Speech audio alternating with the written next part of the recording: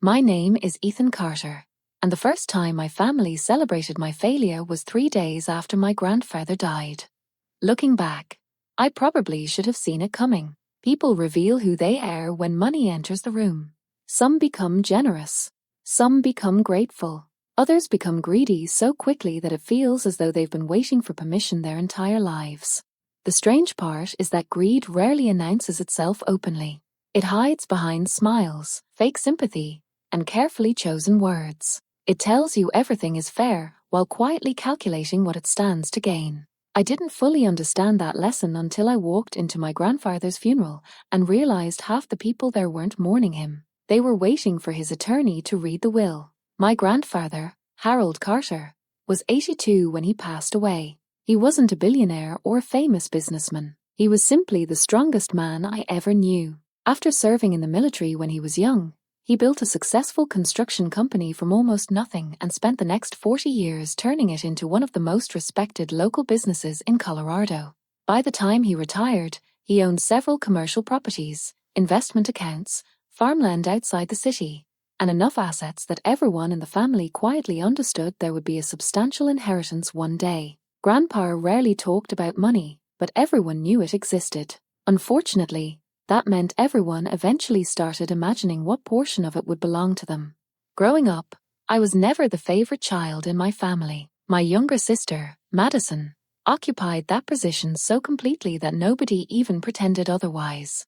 Madison was charming, outgoing, and impossible to criticize for long. If she made a mistake, people found excuses for it. If she succeeded, people celebrated it. If she needed help, the entire family seemed to appear instantly. I lived a different reality. I wasn't disliked exactly. Being ignored feels different than being disliked. When people dislike you, at least they notice you. Most of my childhood felt like I existed somewhere just outside everyone's field of vision. My parents attended Madison's events. They remembered Madison's accomplishments. They worried about Madison's future. I learned very early that if I wanted encouragement, I would probably have to find it somewhere else. That somewhere else turned out to be Grandpa. Unlike everyone else, he actually paid attention. When I was 12 and struggling in school, he spent entire weekends helping me. When I got my first job, he was the first person who congratulated me. When I started working long hours after college, he was the only person who regularly called just to ask whether I was taking care of myself. Looking back, I think he understood something nobody else noticed. The less attention my family gave me, the harder I worked to earn it. Eventually, working hard became a habit. Then it became an identity. By my early 30s, I was running a small logistics company, working 60-hour weeks, and somehow still finding time to help Grandpa whenever he needed anything. Doctor appointments, property maintenance, paperwork, grocery runs. None of it felt like a sacrifice because he had spent years doing something nobody else bothered to do. He treated me like I mattered. The funeral took place on a grey Thursday morning beneath low clouds that threatened rain but never delivered it. Relatives filled the church. Friends shared stories. Former employees spoke about Grandpa's generosity and integrity. Everything looked normal from the outside. If someone had walked into the service halfway through, they would have seen a grieving family honoring a respected man. What they wouldn't have seen were the conversations happening between speeches, the whispers, the speculation, the subtle questions about lawyers, property, and estate documents. Several relatives seemed more interested in Grandpa's assets than his memory. The worst part was realizing my parents weren't much different. After the service ended, everyone gathered outside while arrangements were made for the will reading scheduled later that afternoon. That's when the comments started. My mother placed a hand on my shoulder and sighed dramatically before telling me that inheritance decisions can sometimes feel unfair, but that I needed to accept whatever Grandpa decided. A few minutes later, my father mentioned that successful people usually leave assets to those they believe can manage them properly. Then my aunt casually informed me that Grandpa probably wanted family harmony and wouldn't have done anything controversial. Each comment sounded harmless on its own. Together, they felt strangely coordinated, as though multiple people had rehearsed the same conversation. The most direct comment came from Madison. She walked over carrying a cup of coffee and smiled in the way people smile when they believe they've already won. Then she told me not to take it personally if Grandpa left me nothing because everyone knew she had always been closer to him. The statement caught me off guard because it wasn't true. She rarely visited him. She almost never called him. During the last 2 years of his life, I saw her exactly 3 times at his house. Yet she delivered the sentence with complete confidence, as though repeating something she'd already convinced herself was fact. What bothered me wasn't the insult. It was the certainty behind it. As relatives continued talking around us, I found myself remembering one of my final conversations with Grandpa a few weeks before his death. We had been sitting on the porch watching the sunset when he suddenly looked at me and said something that seemed strange at the time. He told me that people reveal their true character when they believe nobody can stop them from getting what they want. Then he smiled, changed the subject, and started talking about baseball. Standing outside the church with my family quietly preparing me for disappointment before the will had even been read, I realized I still had no idea what he meant. A few hours later, we arrived at the attorney's office, and before the meeting even began, I would discover exactly why Grandpa said it. The attorney's office occupied the top floor of a downtown building overlooking the city, and by the time we arrived, the weather had somehow become even more depressing than it had been at the cemetery. Thick grey clouds covered the sky while a cold wind pushed against the windows hard enough to make them hum occasionally. Under normal circumstances, I probably would have noticed the view. That afternoon, however, nobody seemed interested in the city outside. Every person who stepped into the conference room appeared focused on exactly the same thing: Grandpa's estate. It didn't matter how politely people behaved or how respectfully they spoke. The tension was obvious. Some relatives tried hiding it better than others, but nobody was there purely out of grief anymore. I took a seat near the far end of the conference table while family members gradually filled the remaining chairs. My parents sat together near the center. Madison positioned herself beside them. My Aunt Linda and Uncle Robert settled on the opposite side of the room. Several cousins occupied seats near the windows. Looking around the table, I couldn't help noticing how comfortable everyone seemed. Not sad, not emotional, comfortable. The atmosphere felt less like a family mourning a loss and more like investors waiting for the results of a business meeting. The realization bothered me more than I expected because Grandpa deserved better than that. He spent his entire life helping these people. Some of them received financial assistance. Others received career opportunities through his business connections. Several relatives had lived in properties he owned at reduced rent for years. Yet only a few hours after his funeral, everyone seemed far more interested in what they might receive next. Madison looked particularly confident. She spent most of the waiting period scrolling through her phone and occasionally exchanging knowing glances with our mother. Every time I looked in their direction, one of them seemed to be smiling about something. At first I assumed I was imagining it. Then I overheard part of a conversation that immediately changed my mind. My aunt quietly asked Mom whether everything was going according to plan. Mom responded by saying there was no reason to worry because Grandpa had always known who truly mattered. The sentence wasn't directed at me, but it wasn't exactly subtle either.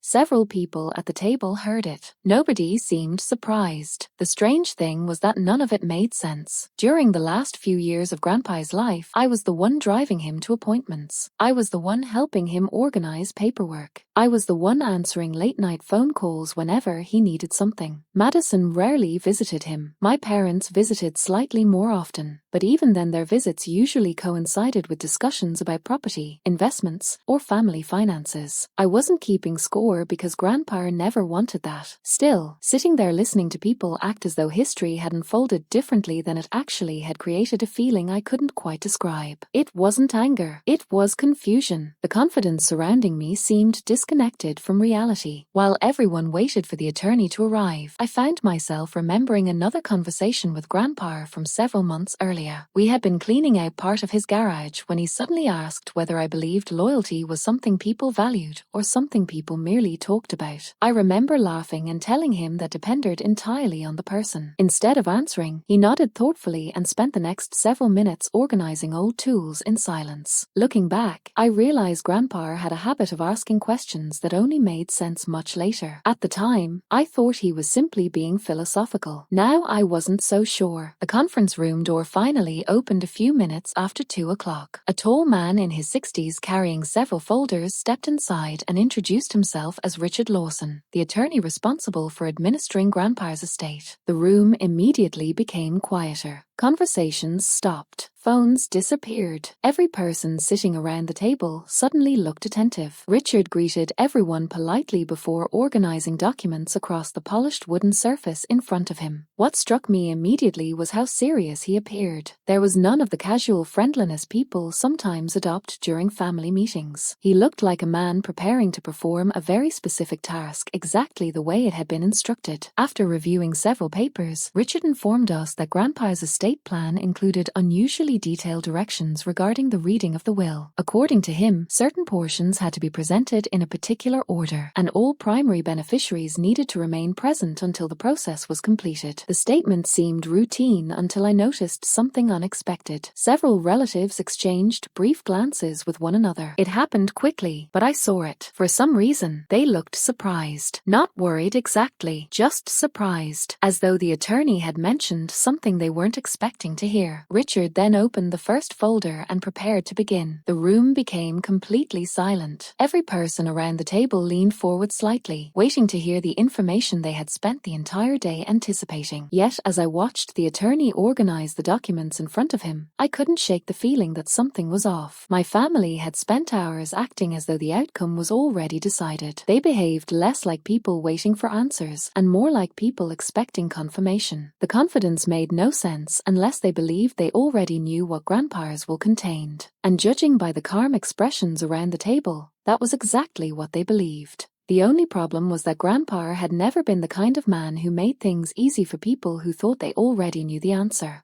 Richard Lawson adjusted his glasses, opened the first folder, and began reading in a calm, measured voice that immediately changed the atmosphere inside the conference room. Moments earlier, relatives had been sitting comfortably in their chairs, exchanging confident looks and behaving as though the outcome of the afternoon was already guaranteed. Now, every conversation had disappeared. Every phone had been put away. Every pair of eyes was focused on the attorney. The room felt strangely smaller than before, as though the walls themselves had moved closer together. Looking back, I think everyone sensed they were approaching a moment that mattered. The difference was that most of them believed they already knew how it would end. The opening portion of the will contained exactly the kind of information people expected. Richard reviewed legal language, identified estate assets, and explained several administrative details regarding taxes, property transfers, and financial accounts. Nobody reacted much because none of it was surprising. Grandpa had always been organized, and the documents reflected that. Every asset had been catalogued. Every instruction had been written clearly. There was something reassuring about hearing his affairs described so methodically. For a brief moment, I found myself focusing on memories instead of money. I remembered helping him sort old documents at his kitchen table. I remembered how carefully he labeled folders and stored records. Grandpa believed confusion created problems, so he spent most of his life preventing confusion before it could start. That was one of the reasons the confidence surrounding my family felt so strange. If Grandpa wanted people to know something, he told them directly. He wasn't the type to make promises behind closed doors. As the reading continued, Richard began discussing specific property distributions. Several smaller assets were assigned first. A collection of antique firearms went to my Uncle Robert. A vacation cabin was left to my Aunt Linda. Certain investment accounts were divided among cousins and extended family members. The process moved smoothly, and with each announcement I noticed something interesting. Nobody seemed surprised. Relatives nodded. A few smiled. Some even appeared relieved. It was almost as though they were hearing confirmations rather than revelations. The pattern bothered me because inheritances usually generate unexpected reactions. People disagree. People ask questions. People look shocked. None of that was happening. Instead, everyone seemed remarkably comfortable. Then Richard turned a page and began reading the section involving Grandpa's largest assets. The room immediately became more attentive. Several family members straightened in their chairs. My mother folded her hands neatly on the table. Madison looked almost excited. According to the will, Grandpa's primary residence would transfer to Madison. The announcement was followed by another. One of Grandpa's commercial properties would also transfer to Madison. Then came a third asset. Another property. Another transfer. Another major piece of the estate, moving in exactly the same direction. With every sentence, Madison's confidence appeared to grow. By the time Richard finished listing the distributions, it was obvious she had received the majority of Grandpa's visible assets. A slow smile appeared on my mother's face before she quickly tried hiding it. My father leaned back in his chair looking unusually satisfied. Around the room, several relatives exchanged approving glances. Nobody celebrated openly, but they didn't need to. Their reactions said enough. The outcome matched exactly what they expected. For the first time all afternoon, I finally understood why everyone had been acting so confident. They genuinely believed they had won. Somewhere along the way, they convinced themselves that Grandpa's estate belonged to them long before the documents were ever read. Watching their reactions felt strangely surreal because the version of Grandpa they seemed to believe in was completely different from the man I knew. What surprised me most was my own reaction. I wasn't angry, disappointed, maybe, confused, definitely, but not angry. During the years I spent helping Grandpa, I never expected payment. I never drove him to appointments because I hoped he would reward me. I never spent weekends helping him manage properties because I wanted something in return. Yet sitting there while relatives quietly celebrated created an uncomfortable feeling I couldn't ignore. It wasn't about money. It was about recognition. The people around me were behaving as though the last several years had unfolded differently than they actually had. They were acting as though loyalty, time, and sacrifice were invisible simply because those things weren't listed inside a legal document. Richard eventually reached the final page of the will and closed the folder. Around the table, several relatives looked relieved. Madison appeared moments away from celebrating. My mother looked happier than she had at any point during the funeral. The meeting felt finished. More importantly, everyone else seemed convinced it was finished. Conversations were already beginning to restart. Chairs shifted slightly. A few family members exchanged smiles.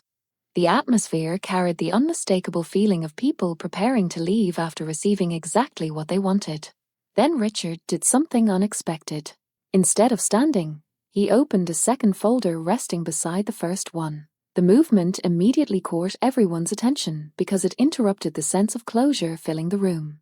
Several relatives looked confused. Madison's smile faded slightly. Richard glanced around the table before speaking in a voice that sounded noticeably more serious than before. According to him, the will had been read correctly and completely. However, Grandpa had left one final instruction that was legally required to be presented before any beneficiary could receive a single asset. The room became silent again. Then Richard placed a small digital recorder on the table and explained that Grandpa had personally ordered an audio message to be played in front of the entire family immediately after the will reading was finished. And judging by the expression on the attorney's face, whatever was on that recording was far more important than the will itself. The moment Richard placed the digital recorder on the conference table, the atmosphere inside the room changed completely. Just seconds earlier, several relatives had been preparing to leave. Chairs had shifted. Quiet conversations had started.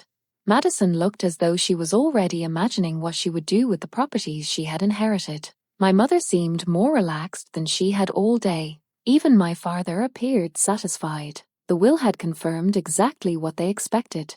And from their perspective, the story was over. The problem was that Richard didn't look like a man who had reached the end of a meeting. He looked like a man who was about to begin the most important part of it. That difference was impossible to ignore.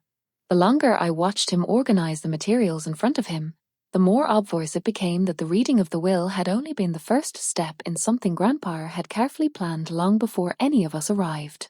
Richard explained that approximately 7 months before his death, Grandpa had visited the law office personally and delivered several additional instructions regarding the administration of his estate. According to the attorney, those instructions were unusually specific. The recording was to remain sealed and unheard by anyone, including Richard himself, until after the will had been read in front of every primary beneficiary. Grandpa had been so insistent about the process that he required written confirmation that nobody would listen to the message early.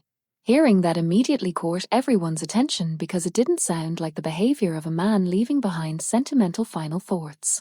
It sounded like the behavior of someone preparing evidence. Around the table, I noticed several relatives exchanging uncertain looks. For the first time that afternoon, the confidence that had filled the room began to crack slightly. Madison was the first person to speak. She asked whether the recording was simply a personal message from Grandpa to the family. Richard paused before answering. Then he explained that he honestly didn't know because he had never listened to it. The response created another wave of uneasiness. If the attorney himself had no idea what was on the device, then nobody else did either. My mother attempted a small laugh and suggested Grandpa probably wanted to leave some final words of wisdom. A few relatives nodded, but the reaction felt forced. Something about the situation didn't feel sentimental. It felt deliberate. The difference was difficult to explain, but everyone seemed to sense it. Grandpa had spent his entire life planning carefully. People like that rarely leave mysterious recordings without a reason. As Richard prepared the device, my mind drifted back to the final months of Grandpa's life. Looking back, there were several moments that felt different now than they did at the time. One memory in particular refused to leave my head. About 4 months before he passed away, I had driven him to a medical appointment and then taken him to lunch afterward. During the meal, he spent most of the conversation asking questions rather than answering them. He wanted to know who visited him regularly. He wanted to know who called when they needed something and who called simply to check on him. At the time, I assumed he was reflecting on family relationships because of his age. Now, sitting in that conference room while a sealed recording rested on the table between us, I couldn't shake the feeling that he had been measuring something much more carefully than I realized. The room grew quieter as Richard connected the recorder to a small speaker. Every movement seemed louder than it should have been. Papers sliding across the table. Chairs adjusting slightly. The faint hum of the air conditioning system overhead. Nobody seemed interested in speaking anymore. Even Madison's confidence had faded into visible curiosity. Whatever she expected to happen after the will reading, this wasn't it. My mother folded her arms and stared at the recorder while my father avoided eye contact with everyone in the room. The longer the silence lasted, the more uncomfortable it became. It felt less like a family gathering and more like a jury waiting for a verdict. Richard finally cleared his throat and reviewed Grandpa's written instructions one final time. According to the document attached to the recorder, the audio message was required to be played in its entirety without interruption. Nobody was permitted to stop it, pause it, or leave the room while it was being presented. If anyone attempted to leave, the attorney was instructed to suspend all estate transfers until a court review could determine whether Grandpa's final wishes had been violated. That revelation immediately surprised several relatives because it sounded extreme. Grandpa wasn't simply asking people to listen to a recording. He was legally requiring them to hear every word. The realization seemed to affect different people in different ways. Some looked confused. Others looked irritated. My reaction was different. For the first time all afternoon, I felt genuinely curious. Grandpa had always been direct. If he went through this much effort to guarantee that everyone remained seated, then whatever he was about to say mattered deeply to him. More importantly, it mattered enough that he didn't trust certain people to hear it voluntarily. That thought lingered in my mind while Richard placed his finger on the play button and glanced around the room one final time. Then the attorney said something that immediately erased whatever confidence remained on my mother's face. According to Grandpa's written instructions, the recording contained information that directly influenced several decisions regarding the estate. In fact, Richard explained that Grandpa specifically described the message as the foundation for everything that happened after the will reading. Around the table, relatives looked at one another in confusion because nobody understood what that meant yet. The will had already been read. The assets had already been distributed. From everyone's perspective, the decisions were finished. Then Richard pressed play, and less than 5 seconds after Grandpa's voice filled the room, I realized the people celebrating their victory had misunderstood the entire afternoon. Grandpa's voice filled the conference room with a clarity that immediately caught everyone off guard. Most of us expected a weak recording from an elderly man nearing the end of his life. Instead, he sounded exactly the way I remembered him during his healthiest years. Calm, confident, completely in control. For several seconds nobody moved. The simple fact that we were hearing his voice again after burying him only hours earlier created a strange feeling I can't fully describe. It felt as though he had suddenly walked back into the room. Around the table, relatives sat frozen while the recording continued. Even Madison, who had spent most of the afternoon looking victorious, seemed genuinely surprised. Then Grandpa said something that instantly changed the atmosphere. He began by thanking everyone for coming before explaining that if they were listening to the recording, it meant he was no longer alive to speak for himself. The opening sounded normal enough. Several relatives visibly relaxed. My mother even seemed relieved. Then Grandpa calmly added that the reason he created the recording was because there were things he knew would never be discussed honestly while he was alive. The moment those words left the speaker, every bit of comfort disappeared from the room. This wasn't a farewell message. It wasn't a sentimental goodbye. It was something else entirely. Grandpa explained that during the final years of his life, he spent a great deal of time observing the people around him. Age has a strange effect on human relationships, he said. When people believe you are nearing the end of your life, they often stop treating you like a person and start treating you like an opportunity. The attorney sat silently while the recording continued. Grandpa explained that many family members believed he wasn't paying attention during those final years. According to him, that assumption became their biggest mistake. He heard conversations they thought he ignored. He noticed behaviors they assumed nobody recognized. Most importantly, he paid attention to the difference between people who cared about him and people who cared about what would happen after he was gone. The statement immediately created tension around the table because nobody knew where he was going with it. Looking around the room, I noticed several relatives avoiding eye contact with one another. My father stared at the polished wood surface in front of him. My mother sat unusually still. Madison's confident expression had disappeared completely. Grandpa then described something that happened shortly after his 80th birthday. According to the recording, several family members suddenly became far more interested in discussing estate planning than they had ever been before. Some framed their questions as concern. Others disguised them as financial advice. A few simply asked directly. At first, he found it amusing. Later, he found it revealing. He explained that people often tell themselves they are entitled to something long before they actually receive it. The longer they believe it, the more that entitlement starts influencing their behavior. Eventually, they stop viewing inheritance as a gift and start viewing it as a right. The room grew noticeably quieter because everyone understood he wasn't speaking in general terms anymore. He was talking about specific people sitting around that table. Then came the first revelation that completely changed the mood. Grandpa said that while some relatives spent years discussing his money, very few spent time discussing him. The distinction mattered. According to him, there were family members who could describe every property he owned but couldn't tell you what medications he was taking. There were people who knew the estimated value of his investments but didn't know the name of his primary doctor. There were relatives who regularly asked about his estate, yet rarely asked how he was feeling. Hearing those words felt like watching a spotlight slowly move across the room.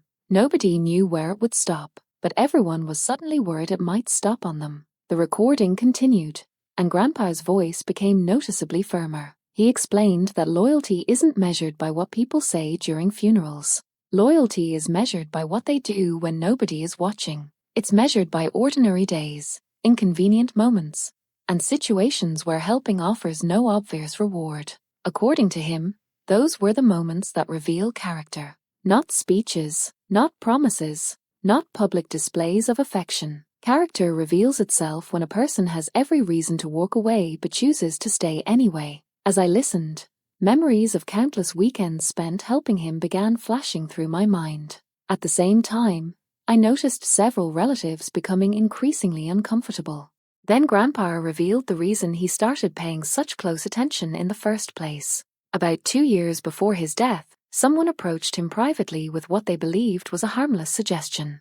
According to the recording, that conversation became the event that changed everything. What started as advice quickly turned into pressure. What began as a discussion eventually exposed motives he had never seen so clearly before. Grandpa paused for several seconds before continuing, and somehow that silence felt heavier than anything he had said so far. When he finally spoke again, his next sentence caused every person in the room to sit a little straighter. According to Grandpa, the individual who approached him wasn't simply asking about the future of his estate. They were trying to influence it. And what he discovered after that conversation forced him to start documenting things he never imagined he would need to document about his own family. The moment Grandpa mentioned that someone had tried influencing his estate decisions, the atmosphere inside the conference room changed again. Up until that point, the recording had been uncomfortable. Now it felt dangerous. Earlier, relatives could still convince themselves that Grandpa was speaking generally about family behavior and human nature. That possibility disappeared the second he revealed that someone had privately approached him regarding his inheritance. Around the table, several people shifted in their chairs. My aunt looked down at her hands. One of my cousins suddenly became very interested in the window overlooking the city. Most noticeably, my mother stopped looking at the recorder entirely. Instead, she stared straight ahead as though refusing to react might somehow make the recording less real. Unfortunately for everyone in the room, Grandpa was only getting started. According to the recording, the conversation happened a little over 2 years before his death. At the time, his health had begun declining enough that family members openly discussed future planning. He understood those discussions were inevitable. What surprised him was how quickly certain people shifted from discussing preparation to discussing entitlement. Grandpa explained that the individual who approached him didn't begin with demands. Instead, they framed everything as concern. They talked about protecting the family, preserving stability, making sure assets ended up in the right hands. At first, the conversation sounded reasonable. Then it became increasingly specific. Certain names were mentioned repeatedly. Certain people were described as deserving. Others were described as less important. According to Grandpa, the more the person spoke, the clearer their intentions became. The recording continued while the room remained completely silent. Grandpa explained that what disturbed him wasn't the conversation itself. Families discuss inheritance all the time. What disturbed him was the confidence behind it. The individual didn't speak as though they were offering an opinion. They spoke as though the outcome had already been decided.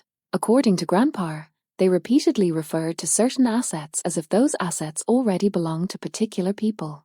The house, the commercial properties, the investment accounts. Listening to someone discuss his life's work as though ownership had already transferred left a lasting impression on him. More importantly, it made him curious. Curiosity, he explained, eventually led him to start paying much closer attention to family behavior. What happened next was something nobody in the room seemed prepared for. Grandpa revealed that after the conversation, he began keeping notes. Not because he wanted evidence against anyone, but because he wanted to know whether what he heard was an isolated incident or part of a larger pattern. According to him, once he started paying attention, he noticed things he had overlooked for years. Certain relatives only called when financial topics were involved. Some visits conveniently happened whenever property discussions surfaced. Others seemed remarkably informed about assets they should have known very little about. Individually, none of those incidents meant much. Together, however, they painted a picture that became increasingly difficult to ignore. Then Grandpa said something that immediately tightened the atmosphere around the table. According to his notes, the people most interested in his estate were rarely the people most interested in him. The statement landed like a stone in the middle of the room.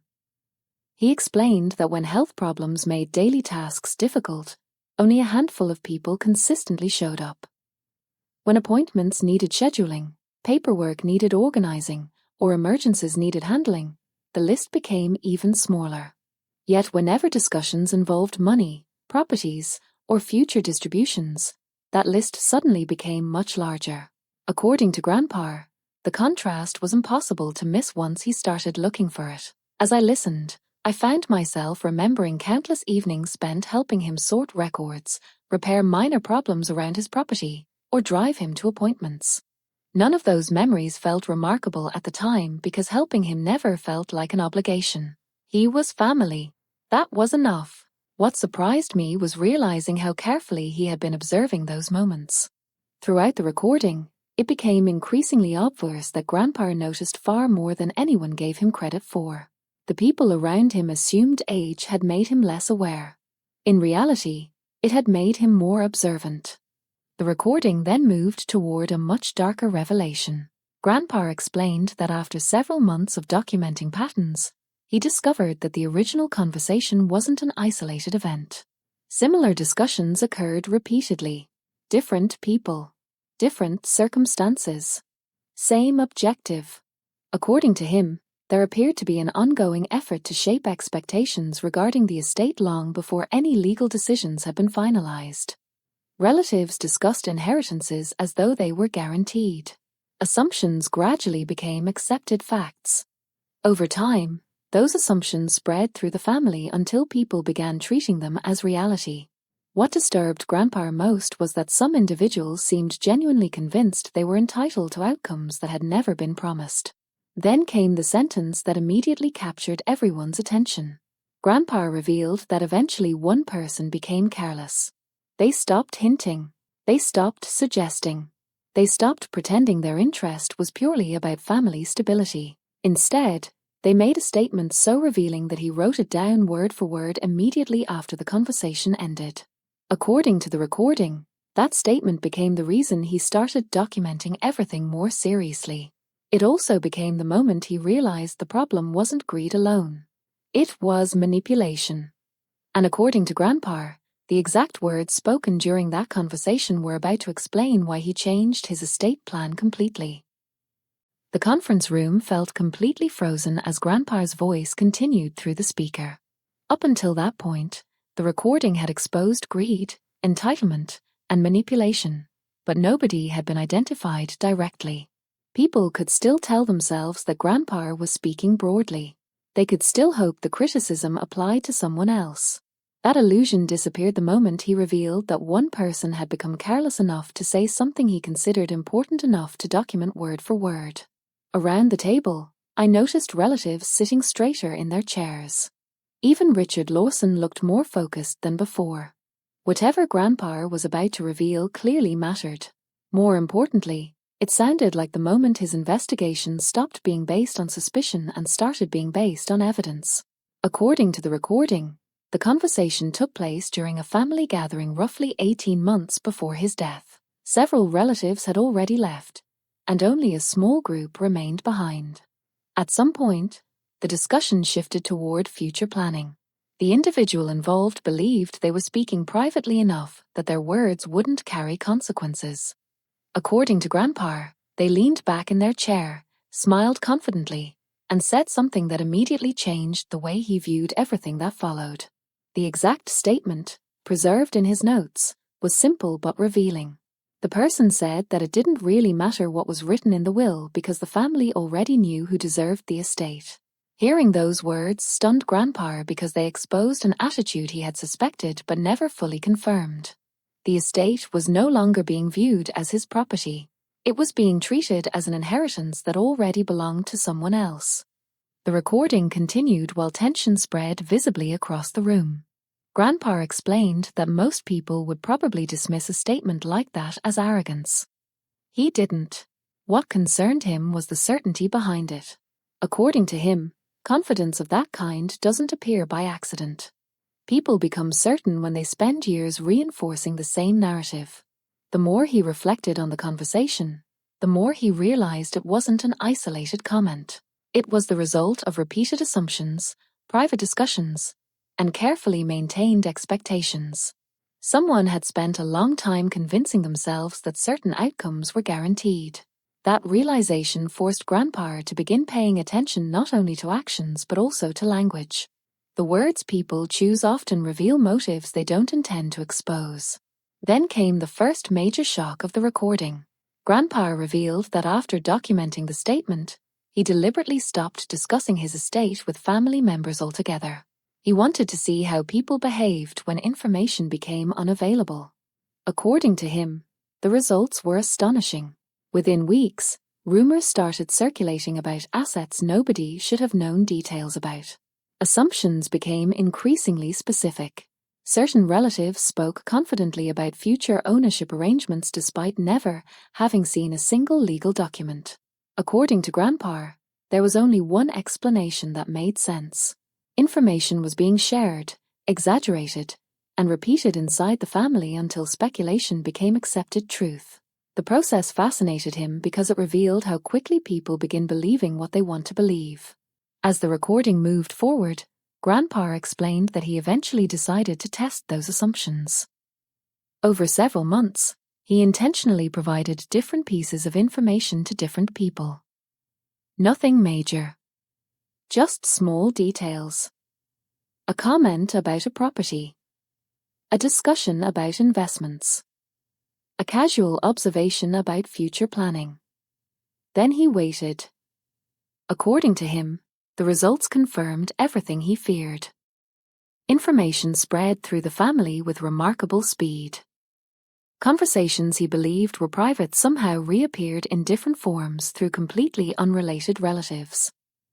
The pattern wasn't random. It was consistent. Someone was actively collecting information and helping shape expectations long before any official decisions had been made.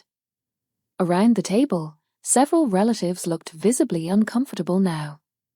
The confidence that existed at the beginning of the meeting had vanished completely. Nobody seemed interested in making eye contact. Nobody appeared eager to hear where the recording was going next.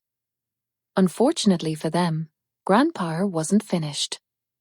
He explained that eventually he identified the common connection linking most of the rumors, assumptions, and conversations. The same person appeared repeatedly. Sometimes directly. Sometimes indirectly. Yet their influence was always present. According to Grandpa, that discovery transformed his concerns into certainty because it proved the behavior wasn't accidental. It was organized. Then came the sentence that hit the room like a hammer. Grandpa revealed that the person responsible wasn't simply encouraging expectations about the estate. According to the evidence he collected, they were actively pressuring other family members to support those expectations as well. They weren't waiting for an inheritance. They were building a campaign around it. The recording paused briefly as Grandpa took a breath before continuing. When his voice returned, it was noticeably firmer than before. According to him, the next part of the recording contained the name of the individual involved, the evidence that exposed them, and the reason they ultimately lost far more than they ever expected to gain. The silence inside the conference room felt almost unbearable after Grandpa announced that he was about to reveal the name of the person behind the manipulation. Nobody moved. Nobody spoke. The confidence and excitement that had filled the room earlier in the afternoon were completely gone now. In their place was a nervous tension that seemed to grow heavier with every passing second. Around the table, relatives avoided looking at one another. Some stared at the recorder. Others focused on the polished surface of the conference table. Everyone understood that the recording had reached the point of no return. Once Grandpa identified the person responsible, there would be no way to pretend his observations were misunderstandings or vague accusations. The truth would become specific. And specific truths are much harder to escape. Grandpa's voice returned through the speaker, calm and controlled despite the seriousness of what he was about to say. According to him, discovering the identity of the person behind the rumors wasn't difficult. The difficult part was accepting it. For months he convinced himself there had to be another explanation. He reviewed conversations repeatedly. He checked his notes. He compared timelines.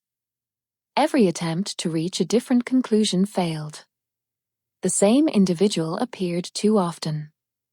The same behavior repeated itself too consistently. According to Grandpa, the evidence eventually became impossible to ignore.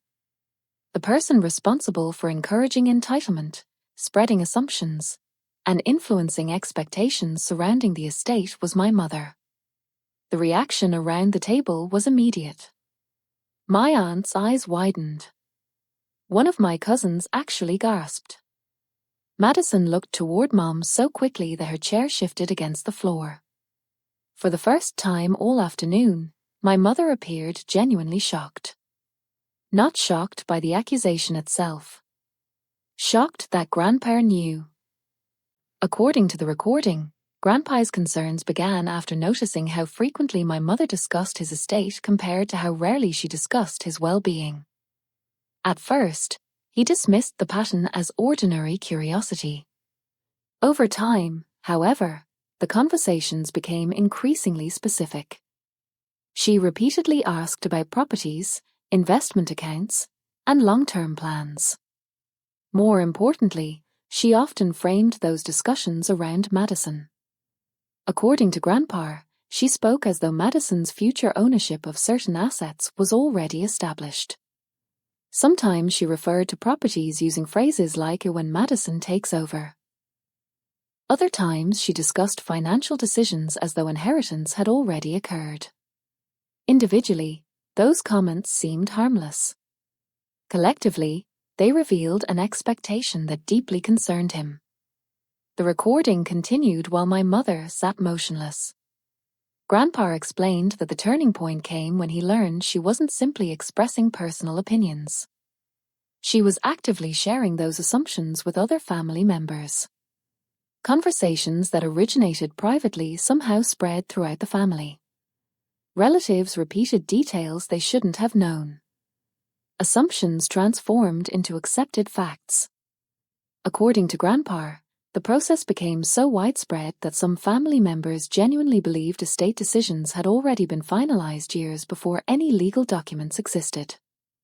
What disturbed him most wasn't the misinformation itself. It was the motive behind it. The more he investigated, the clearer it became that these conversations weren't accidental. They were shaping expectations intentionally. Then Grandpa revealed the evidence. According to the recording, he began documenting specific incidents.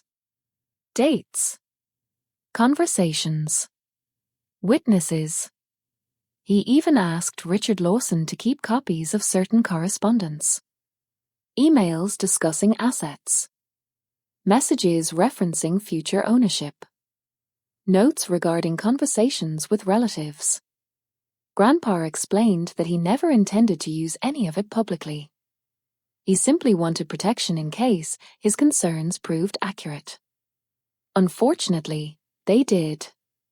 Every month seemed to provide another example. Another assumption. Another attempt to treat his estate as though it already belonged to someone else. As the room absorbed those revelations, Grandpa's voice became noticeably firmer. He explained that greed wasn't the greatest disappointment.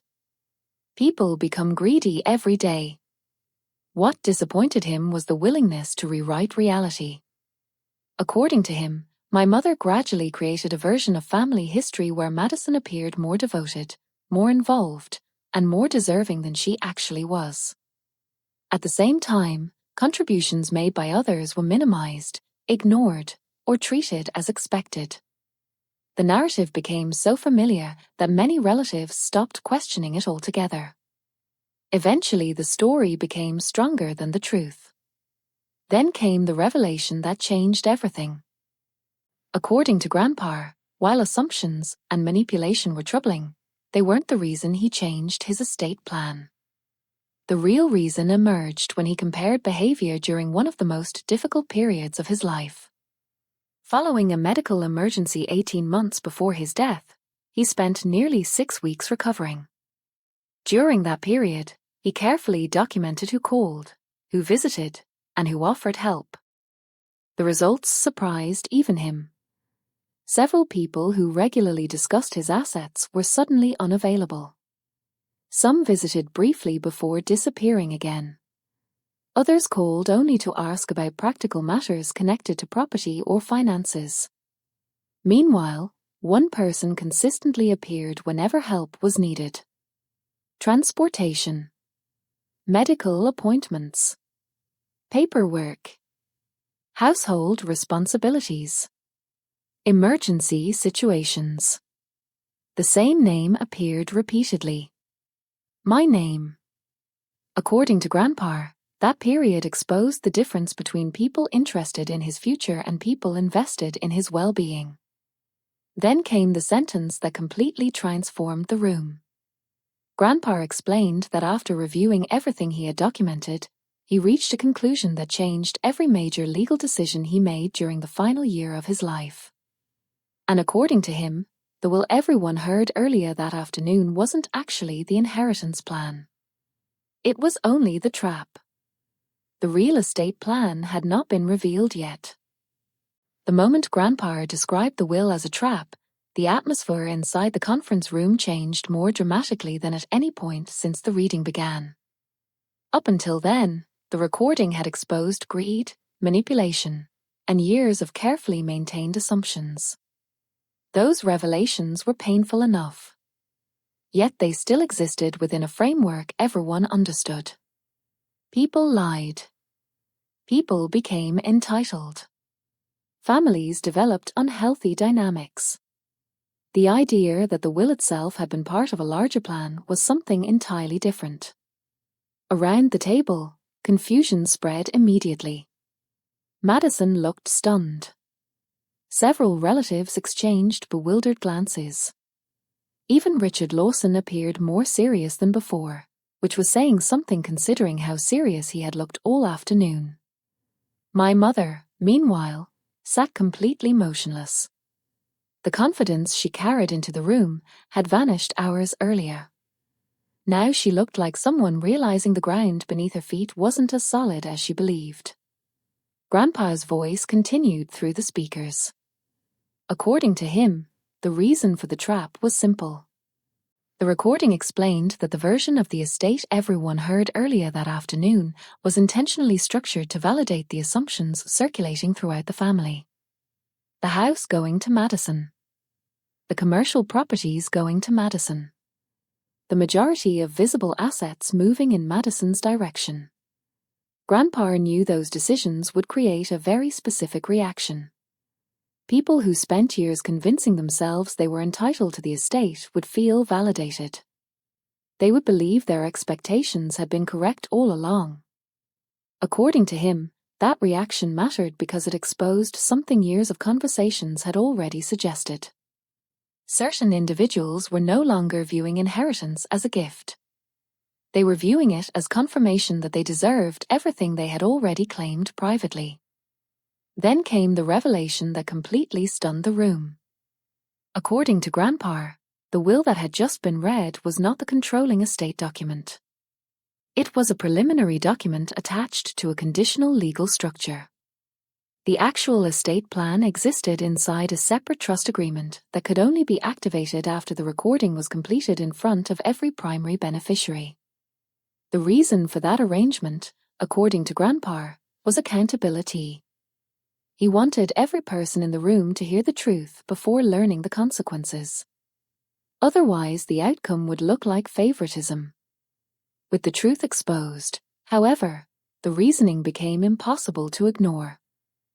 At that moment, Richard reached into a large black folder sitting beside him and removed several documents secured with official seals. The movement immediately captured everyone's attention because it confirmed Grandpa wasn't bluffing. This wasn't a dramatic speech from beyond the grave.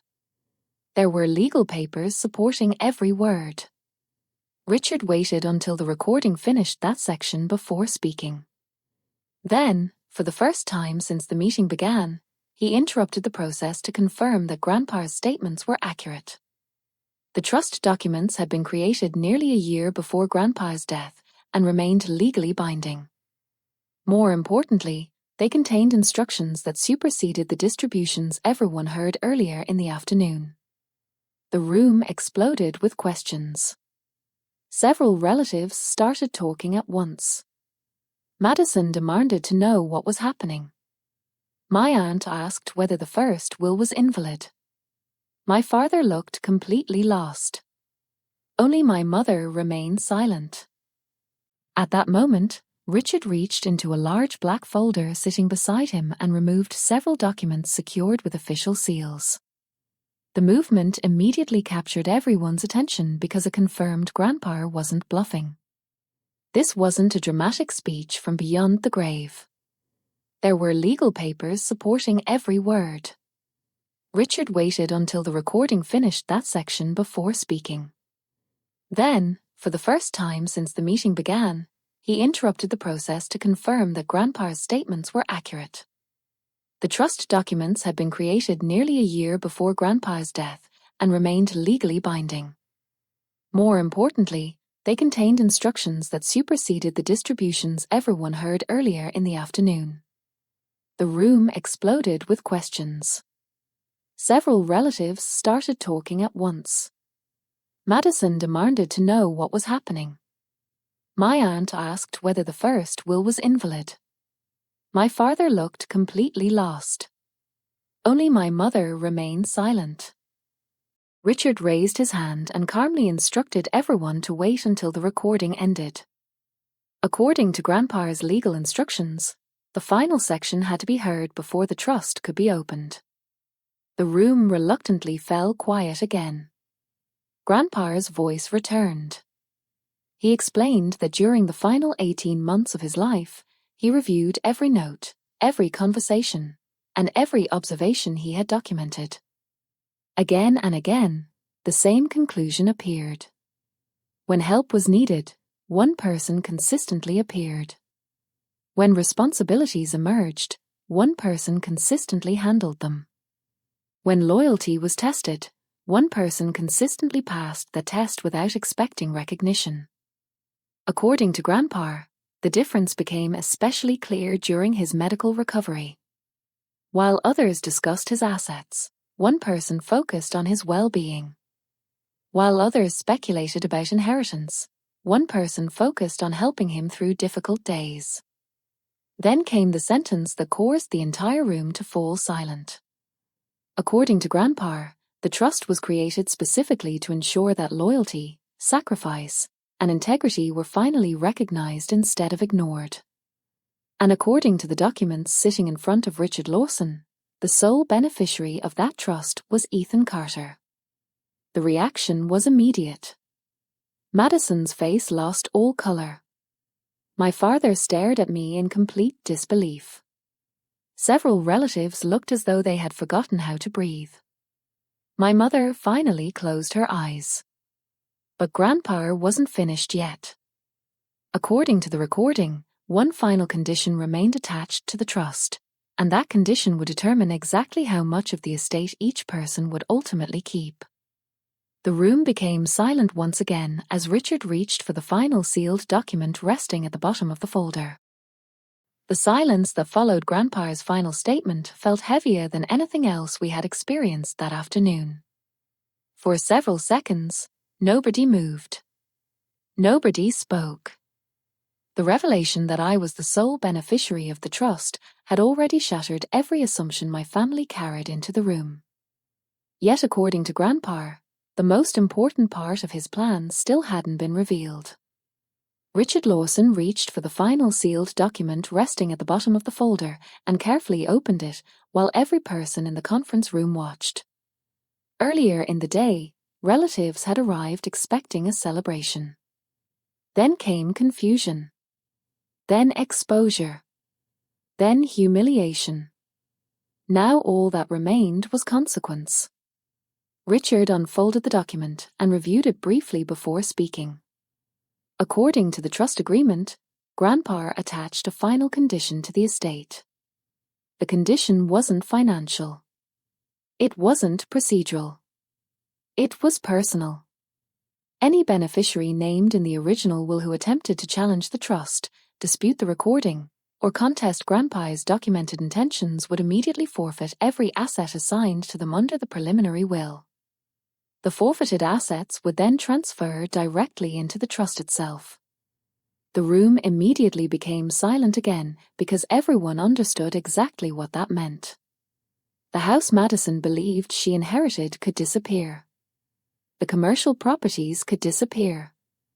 Every visible asset people spent years expecting could vanish with a single legal challenge. Grandpa hadn't simply protected the trust. He had protected the truth. Richard continued reading.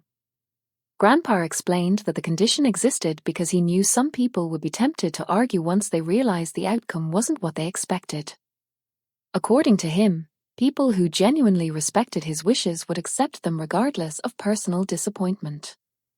People motivated purely by greed would reveal themselves immediately. Even in death, Grandpa had found one final way to measure character.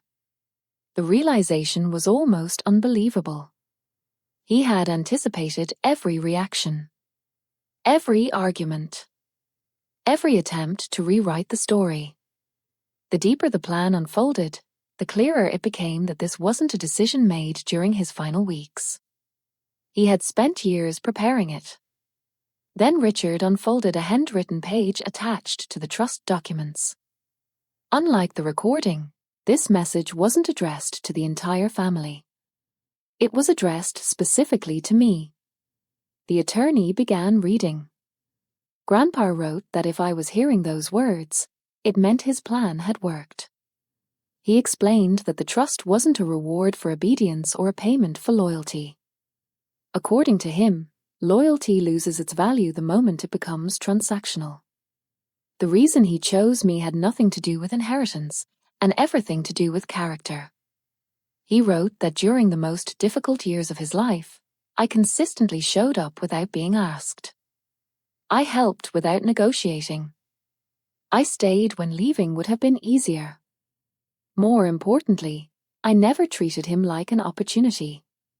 While others discussed what they might receive someday, I focused on what he needed that day. According to Grandpa, that distinction mattered more than money ever could. By the time Richard finished reading the message, several relatives looked visibly emotional. My father wiped his eyes. My aunt stared at the table. Even some of the cousins who had remained mostly silent throughout the afternoon looked uncomfortable. The only person who seemed completely defeated was my mother. The recording had exposed years of manipulation. The trust had dismantled years of expectations. Now Grandpa's final letter had removed the last defense anyone could use. The narrative she spent years building had collapsed in less than 2 hours. Madison finally spoke. For the first time all afternoon, she wasn't angry. She wasn't defensive. She simply looked exhausted. Quietly, she admitted that Grandpa was right about one thing. She had spent years believing stories she never bothered to verify. She assumed she deserved things she never earned. She accepted praise she never questioned. Looking back, she realized how much of her confidence had been built on assumptions rather than reality. The admission surprised everyone because it was probably the first truly honest thing anyone had said that day. The months that followed changed the family permanently. No dramatic courtroom battles occurred because nobody dared challenge the trust. Grandpa's final condition guaranteed that. The estate transferred exactly as he intended. The trust remained intact. The properties remained protected. More importantly, the truth remained impossible to ignore. Some relationships never fully recovered. Others slowly improved. My father began making genuine efforts to rebuild our relationship. Several relatives apologized for things they previously dismissed. Even Madison changed. Not overnight, but gradually. For the first time in her life, she stopped expecting people to create opportunities for her and started creating them herself. As for my mother, the consequences were harder to escape. Money wasn't what she lost. Reputation was. The family eventually learned about the conversations, the pressure, and the assumptions Grandpa documented. Once people understood the full story, they stopped viewing her as the person protecting family interests. They started viewing her as the person who nearly destroyed them. That realization followed her far longer than any financial penalty ever could. Looking back now, years later, I understand something Grandpa was trying to teach all of us. Most people think inheritance is about money. It isn't. Inheritance is about values. Money eventually gets spent. Properties eventually change hands. Assets eventually lose importance. Character lasts much longer. Grandpa didn't leave me his greatest asset because I needed financial help. He left it to me because he wanted the future of everything he built placed in the hands of someone who valued people more than possessions. In the end, that was the real test. Not who wanted the estate. Not who expected it. Who actually earned the responsibility that came with it. The months that followed changed the family permanently. No dramatic courtroom battles occurred because nobody dared challenge the trust. Grandpa's final condition guaranteed that. The estate transferred exactly as he intended. The trust remained intact. The properties remained protected. More importantly, the truth remained impossible to ignore. Some relationships never fully recovered. Others slowly improved. My father began making genuine efforts to rebuild our relationship. Several relatives apologized for things they previously dismissed. Even Madison changed. Not overnight, but gradually. For the first time in her life, she stopped expecting people to create opportunities for her and started creating them herself. As for my mother, the consequences were harder to escape. Money wasn't what she lost. Reputation was. The family eventually learned about the conversations, the pressure, and the assumptions Grandpa documented. Once people understood the full story, they stopped viewing her as the person protecting family interests. They started viewing her as the person who nearly destroyed them. That realization followed her far longer than any financial penalty ever could. Looking back now, years later, I understand something Grandpa was trying to teach all of us. Most people think inheritance is about money. It isn't. Inheritance is about values. Money eventually gets spent. Properties eventually change hands. Assets eventually lose importance. Character lasts much longer. Grandpa didn't leave me his greatest asset because I needed financial help. He left it to me because he wanted the future of everything he built placed in the hands of someone who valued people more than possessions. In the end, that was the real test. Not who wanted the estate. Not who expected it. Who actually earned the responsibility that came with it. And after spending years watching his family when they thought nobody was paying attention, Grandpa made sure the answer could never be questioned again.